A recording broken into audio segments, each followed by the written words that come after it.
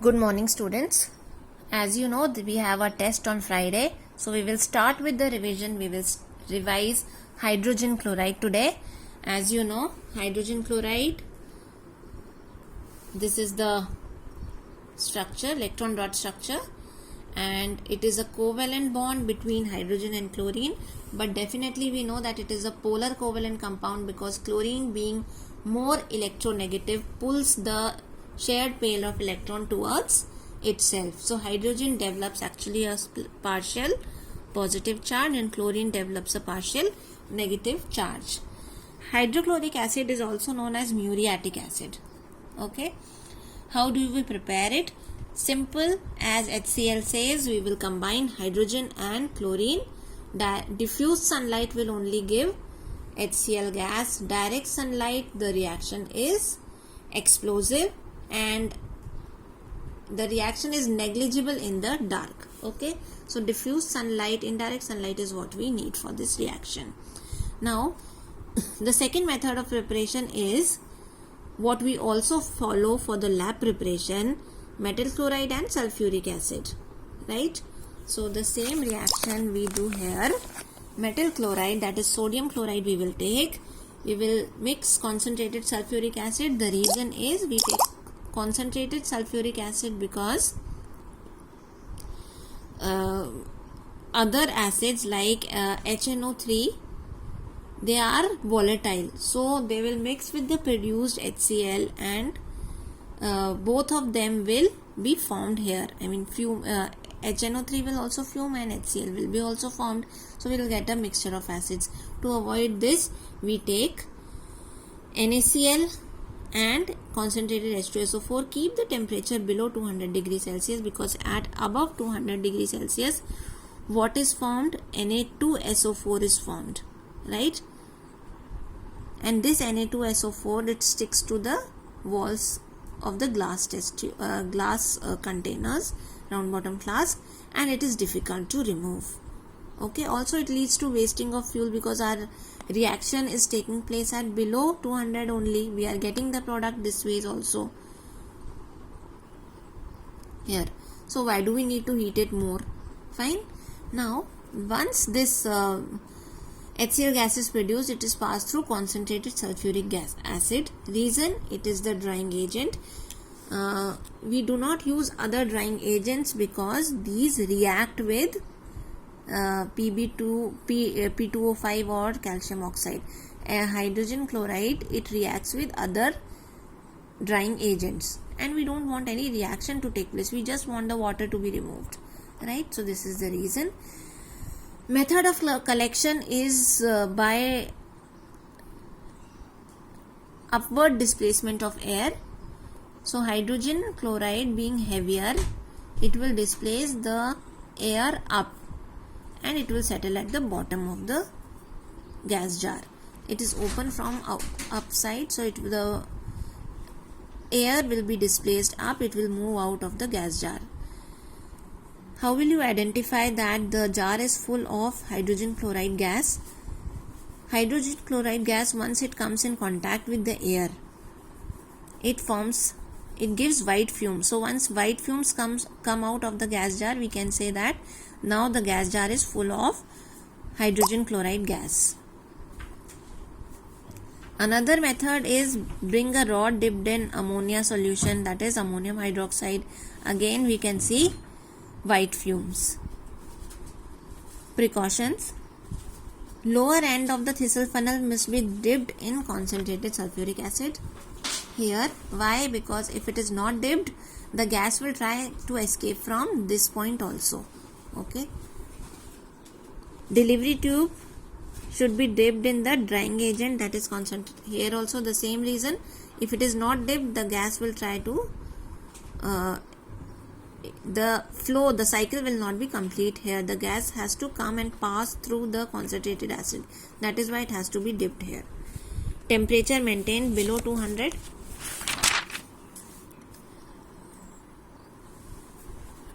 In the temperature above 200, all these take place. Physical properties of hydrogen. You don't need to learn the values anywhere. Solubility, hydrogen chloride gas is highly soluble in water. Now this point we prove it using the fountain experiment. In the fountain experiment, we take a round bottom flask. It is filled with hydrogen chloride gas, and there is a dropper which contains water. There is a jet which from one end it is connected through to it is there in a trough containing blue litmus solution. This blue litmus solution will give us an indication whether the gas is acidic or basic. Once we press this or we press the dropper, what will happen? From the dropper, water will be released inside. Okay, the water will dissolve the hydrogen chloride gas present here. So there is less amount of gas, pressure being created, there is a vacuum being created here. This vacuum will pull the solution from this jet tube. Okay, and what is the solution here? Blue litmus. Once this blue litmus comes out, it will become a red fountain because hydrogen chloride gas will turn it red, right? So this shows that hydrogen chloride gas is highly soluble, because as soon as it dissolves in water, we can see the red fountain coming. Chemical properties of hydrogen chloride gas. The gas is neither combustible nor a supporter of combustion. It doesn't burn, or if it doesn't burn, neither a supporter, it will extinguish the burning splinter. That's there. This is what in this experiment also showed us. Okay, then thermal dissociation. At a very high temperature, it will break down hydrogen and chlorine gases. With metals, sodium reacts with hydrogen chloride gas and it will give metal chloride and hydrogen. So this we know, hydrogen gas is released when metal reacts with acids, right? Hydrochloric acid, dry hydrogen chloride gas and liquid hydrogen chloride do not turn. See, for this reaction, just have a look. Hydrogen chloride, only in the presence of water it will break up into ions, because it is polar covalent compound.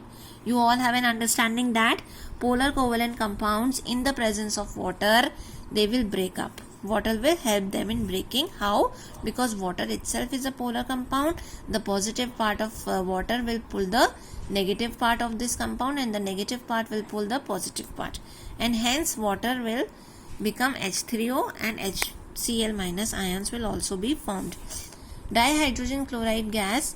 Now if it is dry hydrogen chloride or liquefied hydrogen chloride, that means there is no content of water in this.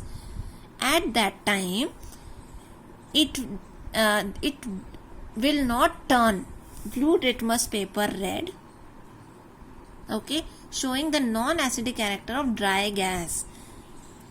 When solutions itself, the ions itself will not be formed, the turning of litmus paper, changing of color will not be there, and so we can say that it is non-acidic dry gases.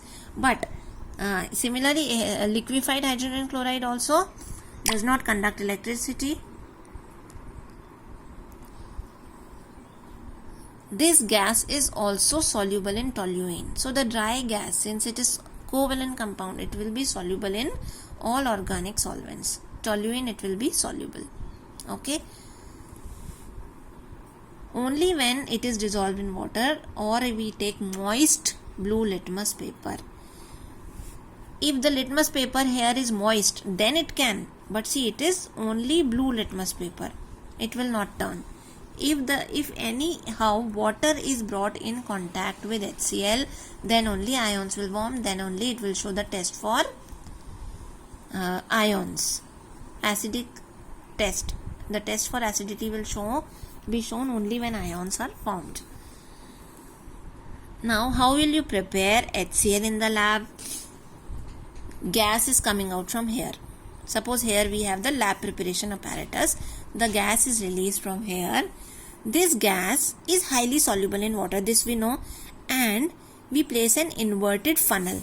Now this inverted funnel has gas coming out.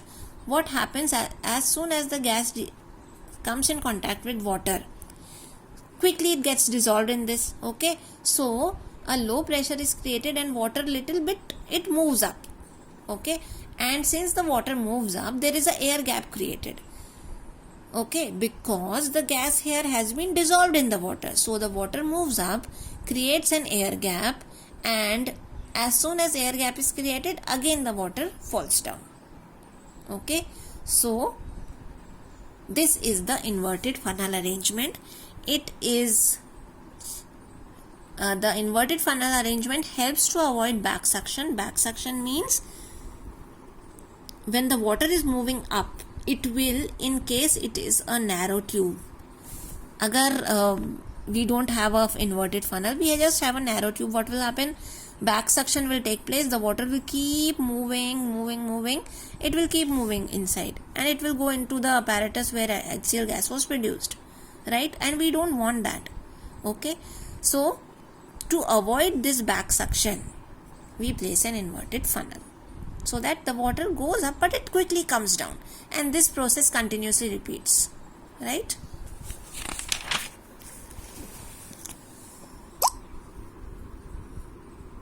Now there is an important azeotrope or constant boiling mixture.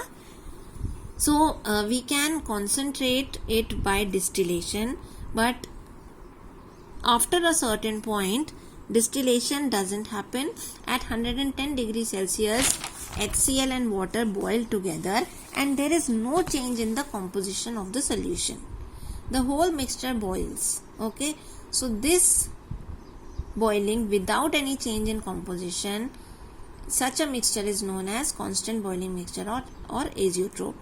HCl acid forms constant boiling mixture at 110, right? Properties of hydrochloric acid: effect on skin, forms blisters. Concentrated acid, it forms blisters. Okay, chemical properties, all these, the change of colors you have to learn. Action on metals, this also you know, hydrogen gas is released. Now oxide or hydroxides, when they react with HCl, they will form metallic chloride and water. Okay, acid and base form salt and water, right? Carbonates, they will give out the metal chloride, water and carbon dioxide, all the carbonates. Sulfides, when hydrogen chloride, dilute hydrogen chloride reacts, it will give metal chloride, water and sulfur dioxide gas in this case. Okay, Na2S, FeS, it will give hydrogen sulfide gas and metal chloride. Now thiosulfates, Na2S2O3, thiosulfates also react with HCl.